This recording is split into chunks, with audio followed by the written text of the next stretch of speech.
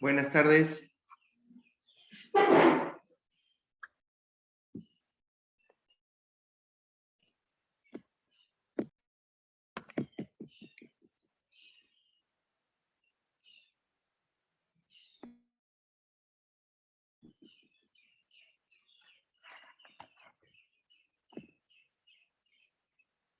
Hola, buenas tardes. Hola, profe. Buenas tardes. Bien. ¿Qué tal? ¿Cómo les va? ¿Se me escucha bien? Sí, se escucha bien. Perfecto, buenísimo, bárbaro. Bueno, vamos al grano, queda poco tiempo, ¿verdad? El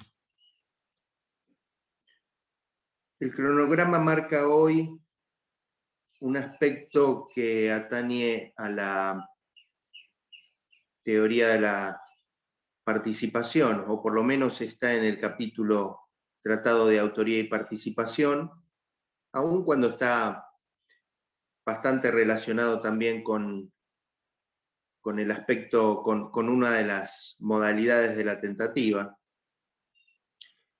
El cronograma dice agente provocador y delito experimental, por eso digo están íntimamente relacionados. Yo quiero presentarles una serie de casos, me gustaría para que vean, porque el manual trata el tema, el manual de Zaffaroni que tienen ustedes como bibliografía, tiene en la página 626,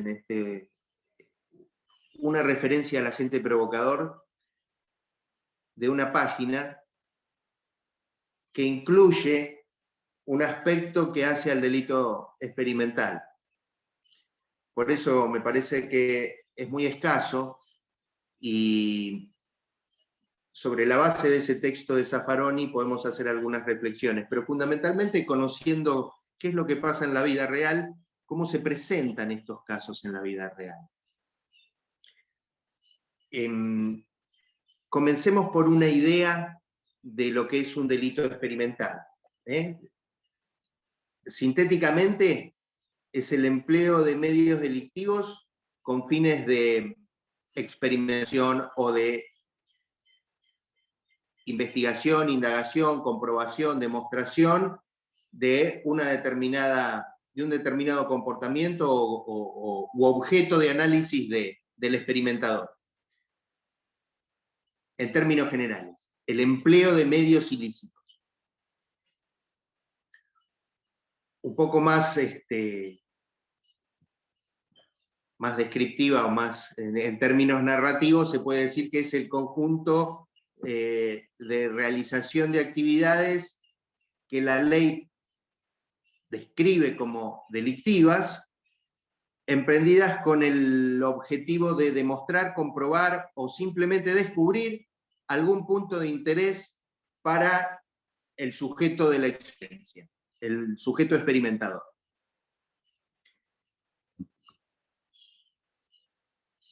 Y con una definición así en términos muy genéricos, yo les quiero presentar algunos casos. Algunos ustedes los deben incluso hasta conocer por los medios. Caso 1. En el marco de una investigación por tráfico de estupefacientes, un funcionario de la policía, con autorización de los superiores, con la autoridad competente del Ministerio Público y el tribunal de la causa, da lo mismo, con autorización jurisdiccional, simula ser comprador de droga ante un sospechoso de comercio ilegal con la finalidad de obtener la prueba del delito y descubrir la ultrafinalidad de la detentación por parte del sujeto. Al responder el proveedor que solamente disponía de una mínima cantidad, el funcionario policial le pide más y en lo posible le pide 200 gramos de cocaína. El proveedor, al menudeo, de una mínima cantidad. Después de varios esfuerzos personales y contactos y actividad vinculada a lo que el funcionario policial le había solicitado, consigue entregarle la cantidad que le pidió. Por lo tanto, es detenido y acusado por un delito de tráfico de estupefacientes, no al menudeo, sino en cantidades superiores dentro de lo que sería una cadena de tráfico. Ese es un caso. En otro supuesto, en una modalidad distinta, en un balneario de verano con casas de alquiler muy importantes, con residencias como si fuese Pinamar o Cariló, la administración del conjunto de vecinos, tratándose de un barrio de determinadas características como si fuese privado y con una administración central,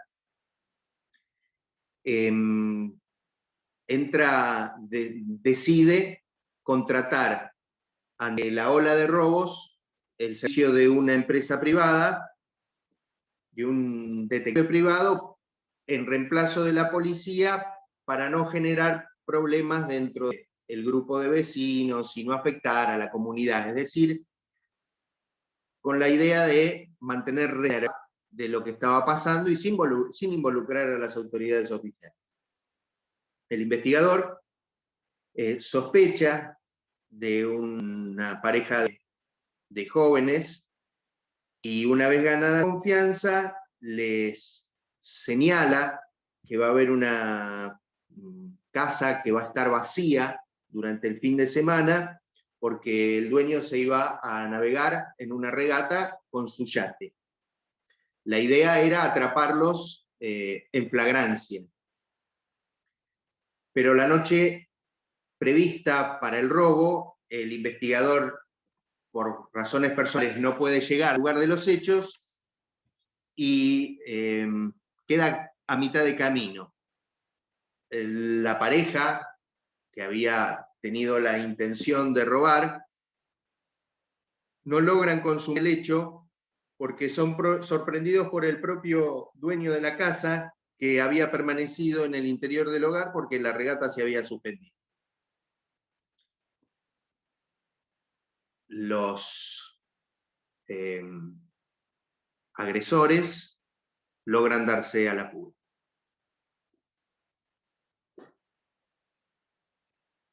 Otro caso se presenta del siguiente modo. Una mujer que está demandada en un juicio sobre una ejecución forzada de una deuda tiene un automóvil secuestrado, embargado. Está a punto de ser retirado para una subasta.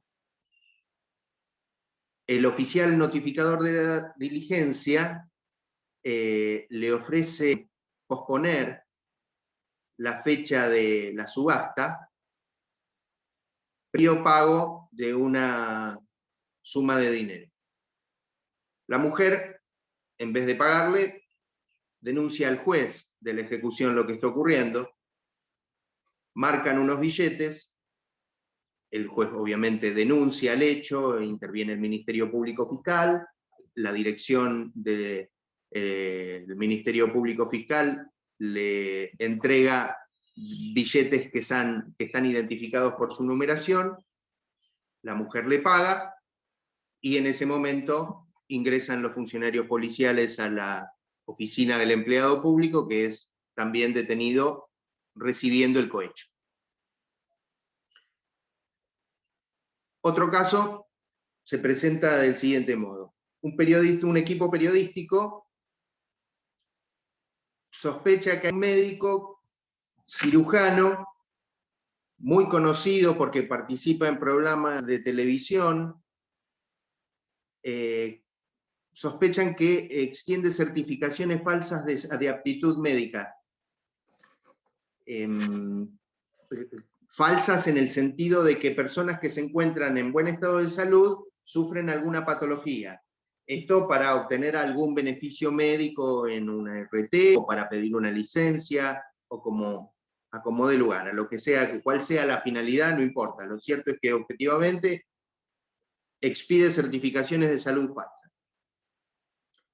El grupo de periodistas, que es de un canal, envía a un equipo a la clínica del profesional con una cámara oculta y le pide que le certifiquen ausentarse algunos días en la tarea de la oficina en donde presta tareas, y el médico le dice que no se preocupe, que está todo bien, que basta con pagar el costo de la consulta, y luego expide el certificado, la imagen es difundida por el canal de televisión de este grupo de investigadores periodísticos.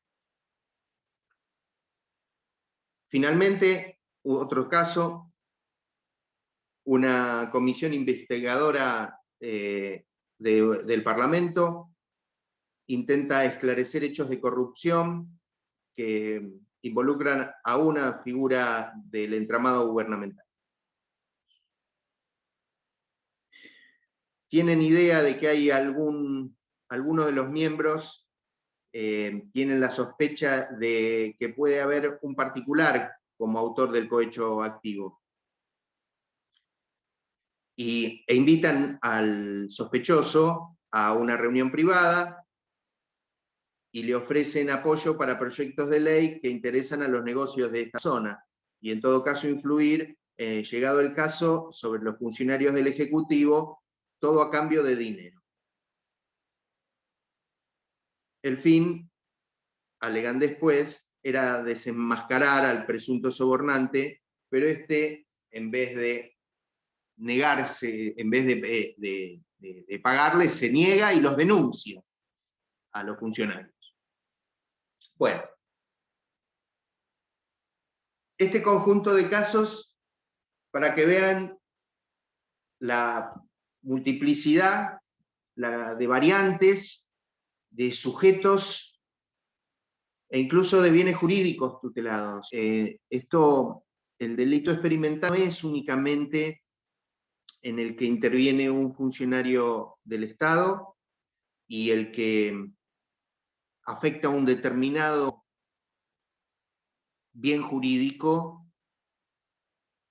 en orden a su envergadura, es decir, el orden constitucional o el bien jurídico hacienda pública o fe pública. No, puede afectar cualquiera de los bienes jurídicos como la propiedad, como la salud pública en el caso de la tenencia de estupefacientes, puede abarcar casos de corrupción administrativa y política, etcétera, etcétera. Es decir, puede haber delito experimental en muchas formas y con una variada gama de sujetos, activos y pasivos. Lo que todas estas circunstancias tienen en común es que todos los sujetos activos, sean policías, fiscales, parlamentarios, empleados, autoridades públicas, aún hasta los ciudadanos particulares y los titulares de una profesión, ocupan el lugar de, a ver, ¿qué calificativo se podría encontrar para el villano de las películas, ¿no? Un esbirro, un provocador de comportamientos prohibidos por el orden jurídico y referidos generalmente a la tutela de bienes jurídicos con relevancia jurídico-penal, lo que señala el contenido ético respecto de la cuestión. En todos estos casos, se trata de experimentos delictivos. Y el problema gira fundamentalmente en torno a la licitud o ilicitud, no ya del determinado el instigado o el provocado, el seducido, sino del provocador. Porque te aquí que el ejemplo paradigmático por excelencia del delito experimental es el agente provocador.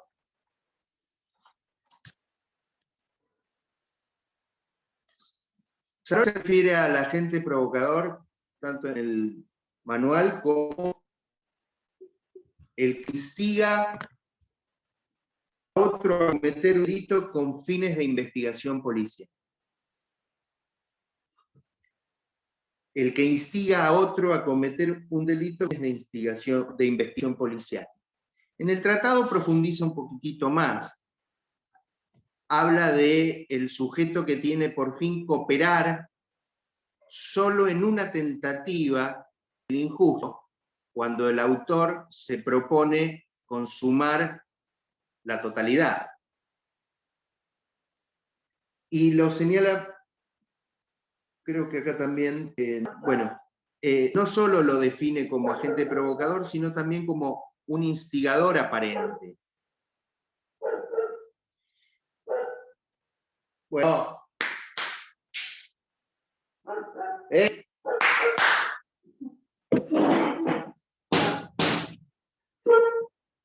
perdón, tengo los guardianes, 4, así que se imaginan, alguno siempre va a querer cantar. Bueno,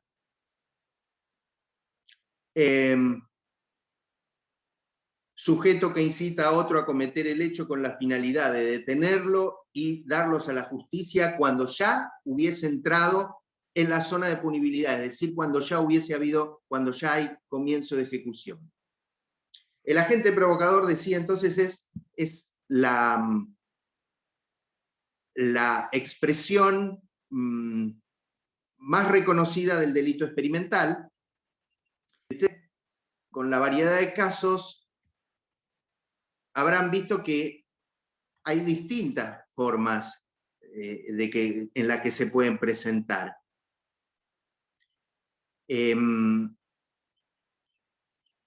Por ejemplo, tenemos caso de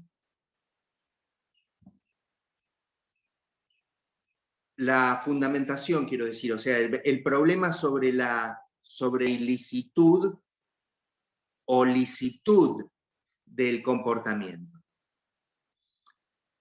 La doctrina mayoritaria, teniendo en cuenta que la provocación es una forma de inducción, apela a la idea del doble dolo como modalidad de exclusión de la responsabilidad. Traduzco. El instigador tiene que tener un dolo de determinar al sujeto activo a la comisión del injusto, ¿verdad? Eso es el dolo de instigación.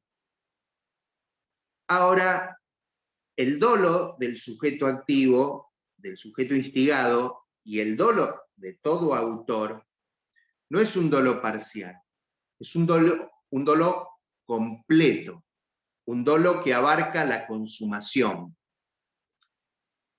Teniendo en cuenta que el provocador no quiere la consumación, sino solo el comienzo de ejecución, se habla entonces de que no se encuentra satisfecho este doble dolo. El dolo de inducir y el dolo de consumar.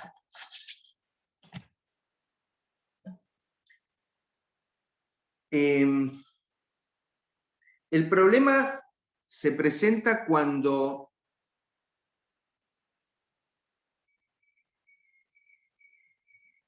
el determinador, el provocador,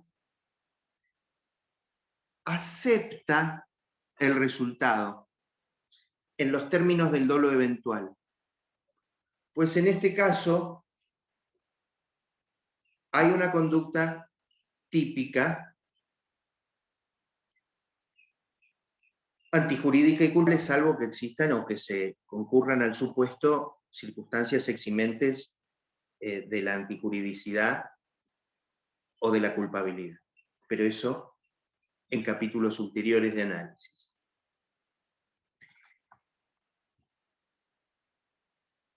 Yendo al manual de Zaffaroni, o sea, este es un punto de vista, el que acabo de hablar, que trabaja sobre el aspecto de la cualidad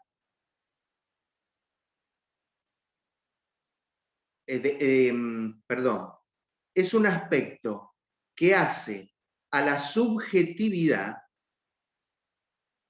pero que responde más a la lógica de una culpabilidad clásica, cuando el dolo y la culpa eran formas de culpabilidad y no modalidades típicas propias de la estructura causal y la estructura que quedó a partir de la construcción del finalismo. Yendo a Zaffaroni, decía, volviendo a Zaffaroni. Zaffaroni señala que existe un punto de vista también muy amplio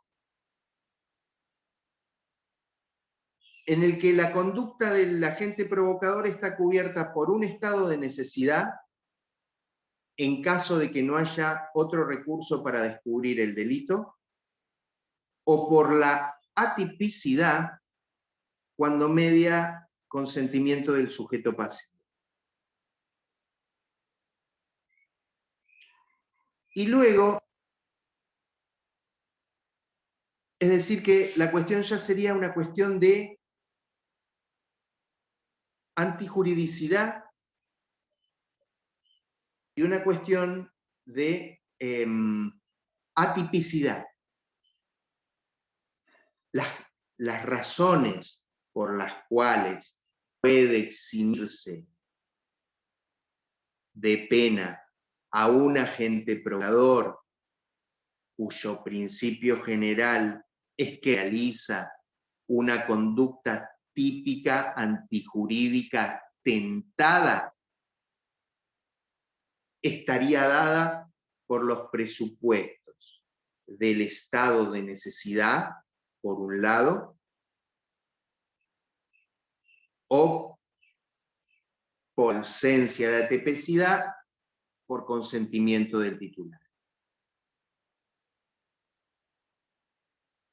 El último recurso dogmático para hacer decaer la responsabilidad del agente provocador está dada en el marco de estas situaciones de necesidad, de estado de necesidad administrativo. Esto lo hemos visto en la primera parte cuando se alude al mecanismo de la coacción directa administrativa, que no es otra cosa que el ejercicio del cumplimiento de un deber. Así entonces, cuando se trata de interrumpir una serie de delitos o la continuación de un mismo delito, estando afectados o en peligro bienes jurídicos como la vida o la libertad sexual, sin que reste otra solución que acudir a la provocación de una nueva tentativa, idónea o inidónea, se trata de una situación análoga a la que habilita la coacción directa y quien lo realiza estará cumpliendo un deber jurídico. Bien, se trate de un estado de necesidad, se trate de atipicidad porque medie consentimiento del sujeto pasivo, se trate de una situación de cumplimiento de un deber para excluir cualquier tipo de responsabilidad del agente provocador, tiene que haber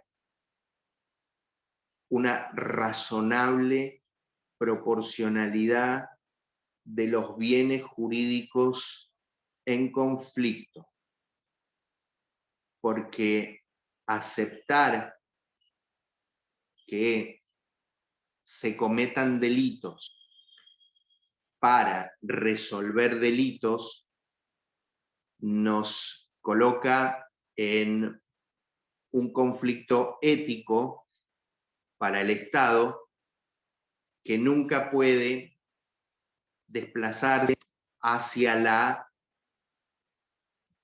el empleo de medios ilícitos para obtener fines lícitos, porque el mismo empleo de los fines ilícitos va a convertir a los fines en ilícitos. En consecuencia, no va a ser cualquier hecho, ni va a ser en cualquier circunstancia que va a poder admitir este tipo de técnicas de investigación. Porque nosotros estamos hablando del aspecto dogmático de una cuestión que en realidad es un problema de atribución o de imputación en el marco de una investigación. Atañe fundamentalmente a la eficacia de la investigación. Es decir, estamos frente al dilema de eficacias frente a principios éticos del Estado de Derecho. O sea, un Estado que incurre en delitos para prevenir delitos o para reprimir delitos no es un Estado ético. Ese es el problema que tenemos.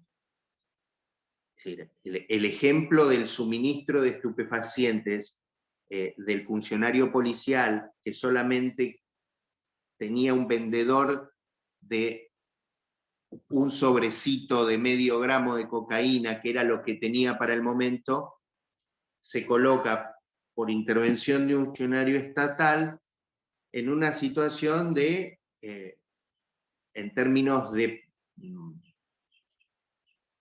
afectación del bien jurídico, en una lesión mucho más cercana. O sea, estamos frente a, para colmo, estamos frente a un tipo de peligro abstracto. Ni siquiera estamos frente a un hecho en el que está en vida de modo concreto y en situación de urgencia. No, estamos hablando de la puesta en circulación de un paciente, estamos hablando de una afectación difusa, colectiva, abstracta, autopuesta en peligro. Es decir, el funcionario oficial que llevó a cabo la maniobra esa y que lo colocó no tiene, desde el punto de vista de la ética del Estado, su intervención generando el acto típico y antijurídico no puede ser enmarcado dentro de ninguna de las razones invocadas. O sea, no se puede echar mano de un estado de necesidad porque no hay una urgencia, no hay una inminencia, porque no hay bienes jurídicos que estén en juego de tal envergadura como para apelar a esa provocación. Y tiene una consecuencia en términos procesales, que es que no se puede incorporar válidamente al proceso, con lo que no solo cae la ética estatal, la ética de la institución estatal, sino también que se cae el mismo proceso. Se rompe la evidencia. Bien, quiero aclarar que ni el delito experimental es un concepto que exista en el código, ni el agente provocador es una ética. Porque nosotros podemos tener algunas figuras hoy reconocidas como el delator premiado, incluso el agente encubierto, pero no estamos hablando de un agente provocador que no está previsto. Sin embargo, que en la realidad existe. En los casos que hemos visto, existen agentes provocadores, aun cuando no existe una definición ni estén previstos en la ley. Y mejor así que no estén previstos en la ley, porque si no, sería legitimar eximentes de responsabilidad para sujetos que producen actos de tentativa. Y la tentativa en nuestro sistema legal es punible porque importa necesariamente la puesta en peligro de un bien jurídico.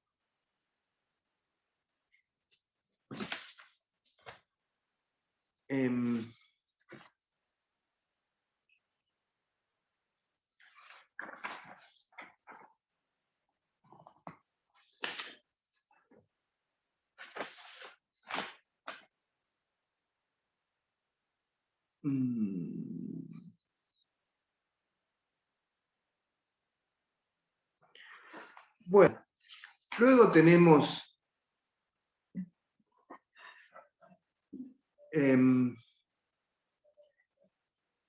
este caso que, bueno, para mí es uno de los solamente de los supuestos, pero lo voy a mencionar. No es como para... Vieron que en la definición que yo doy, el delito experimental abarca al agente provocador, es un caso más y es el caso paradigmático. Sin embargo, fíjense que Zaffaroni se refiere al delito experimental del siguiente modo.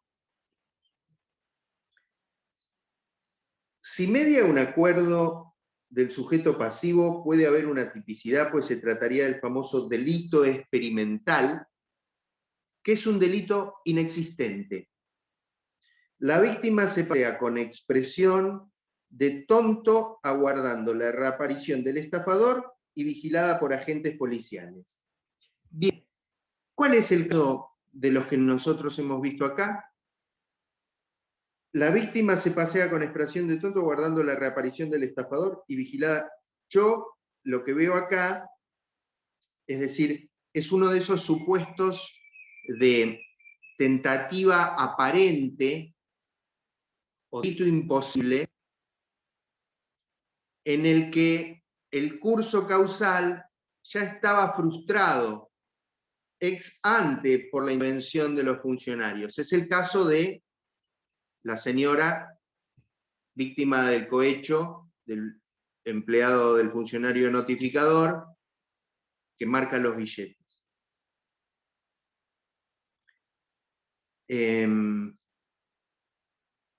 Pero bueno, él lo limita a esto. Cuando se refiere a la tentativa, en el capítulo de tentativa,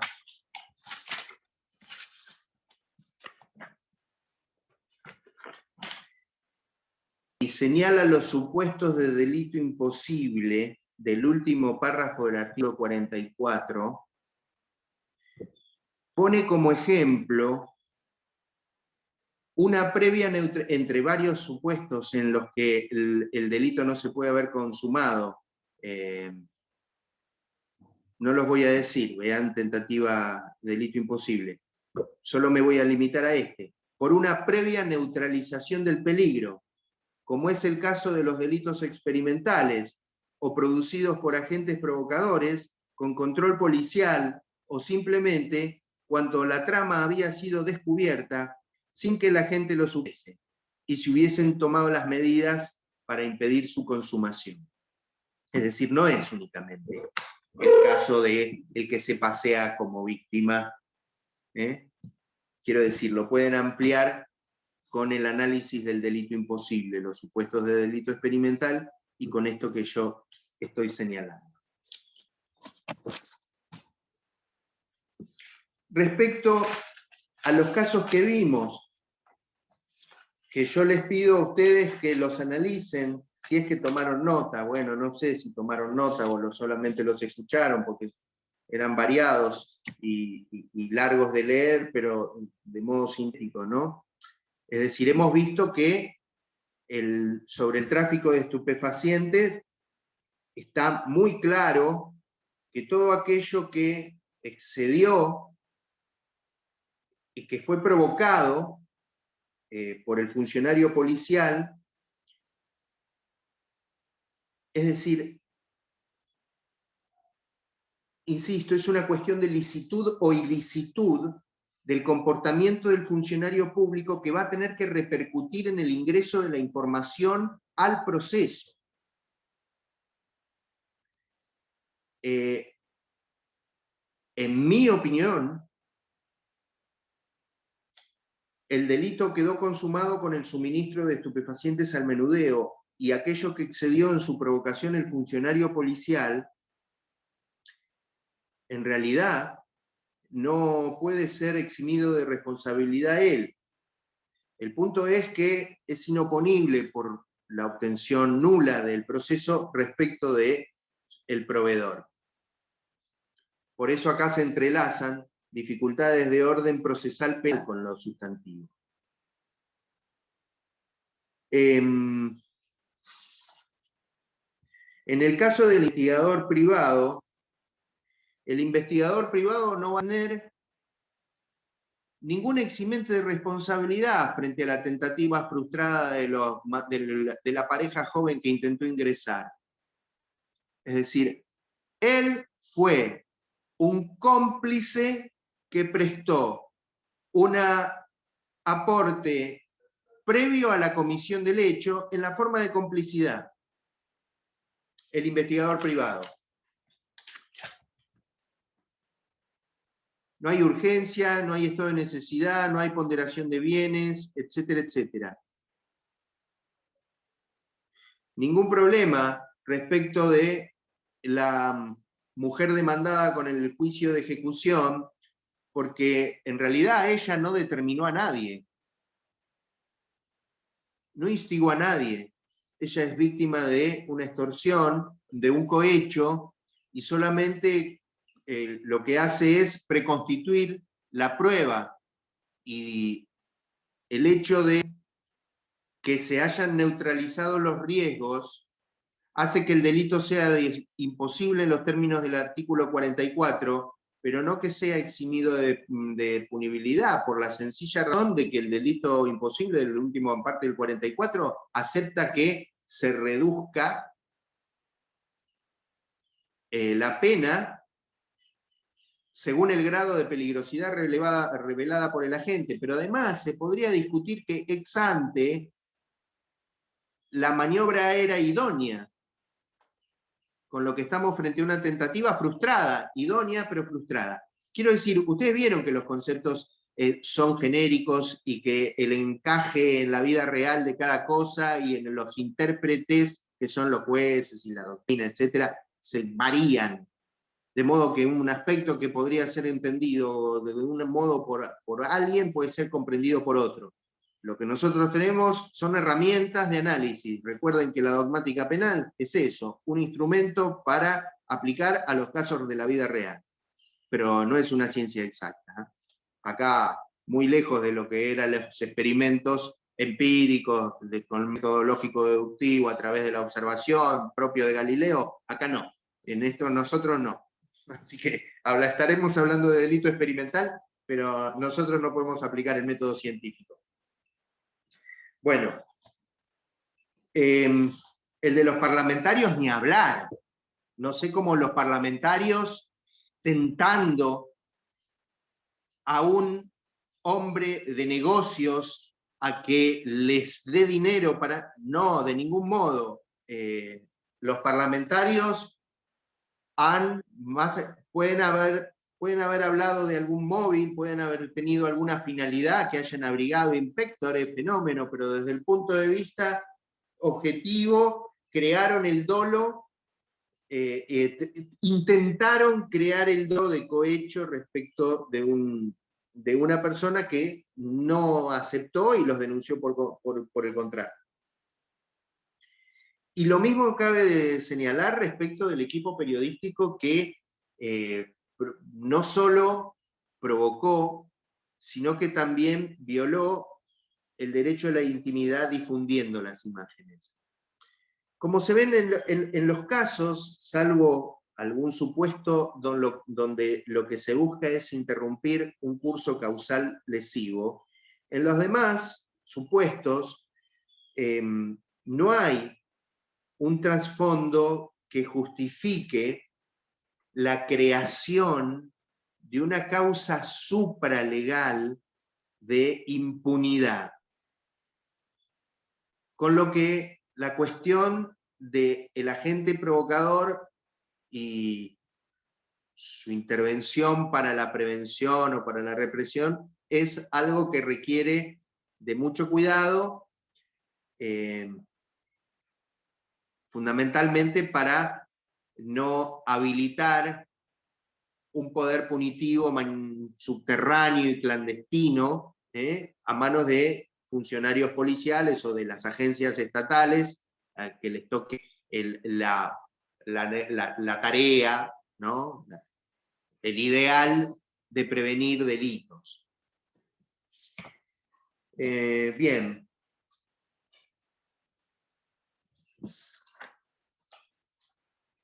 Destaquemos también las diferencias con el agente encubierto, que no es un provocador, es simplemente un funcionario que se integra a una actividad o a un conjunto de personas que forman parte de un grupo delictivo, digamos, con la idea de obtener, recopilar información, prueba para demostrarlo. El límite entre el agente encubierto y el agente provocador va a estar dado en el paso de si esa omisión justificada de no interrumpir cursos causales, es decir, un agente encubierto que ve cómo se perpetra un delito y no lo interrumpe, estaría incurso en el incumplimiento de los deberes de funcionario público o en los puestos de omisión de auxilio, llegado el caso.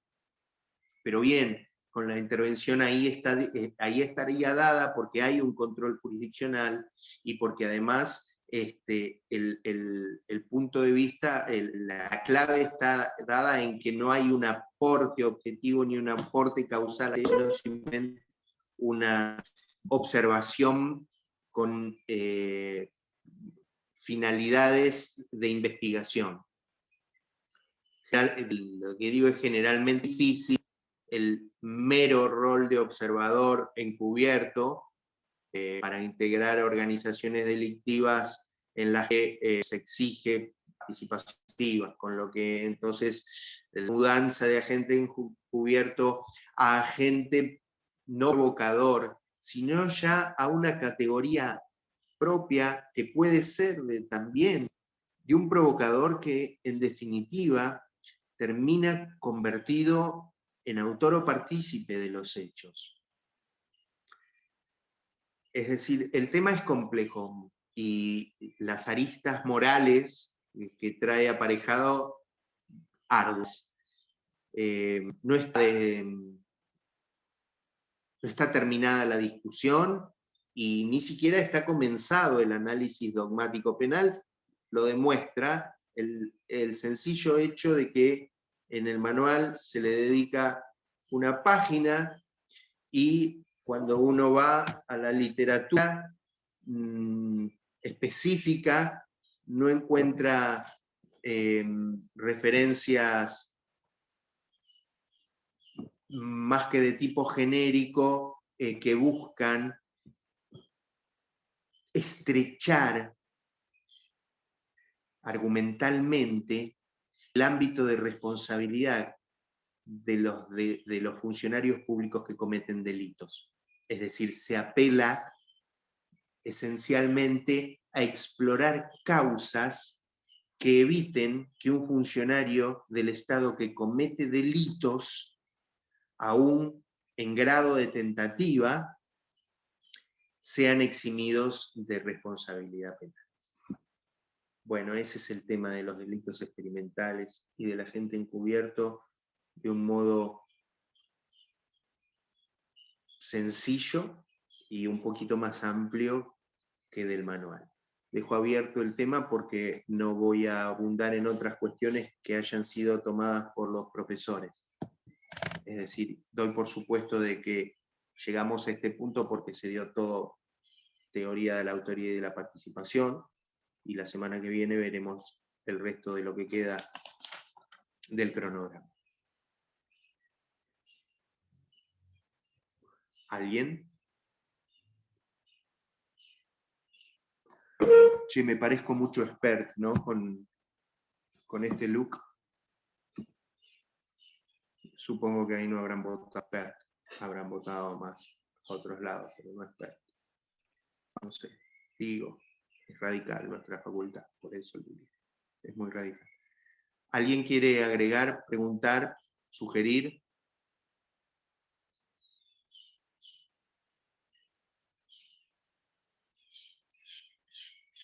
Silencio absoluto del otro lado.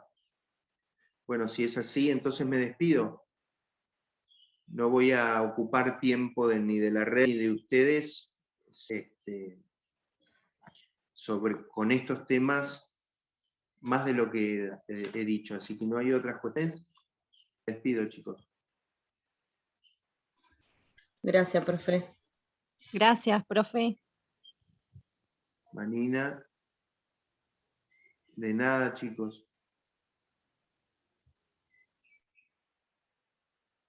Nadie más nada. Bueno, muy bien. Hasta dentro de unos días, cuando nos volvamos a ver. Tengan un buen fin de semana.